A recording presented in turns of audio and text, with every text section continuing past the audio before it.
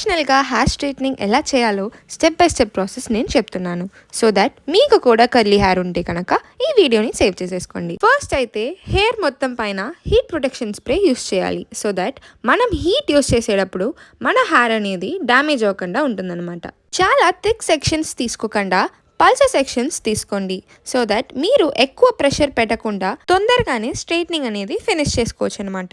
And ఇలాంటి tail కోమ్లో మీరు invest చేసుకుంటే కనుక ఇంకా బెటర్గా ఉంటుంది. ఎప్పుడు కానీ ఫస్ట్ మీ టెయిల్ కోమ్ వెళ్ళాలి, నెక్స్ట్ మీ స్ట్రైట్నర్ రావాలి as shown in the video. ఒకవేళ మీకు హెయిర్ లెంత్ కనుక ఎక్కువ ఉంటే ఒకటేసారి ఫస్ట్ రూట్స్ నుంచి ఎండ్ వరకు చేసుకోకండి.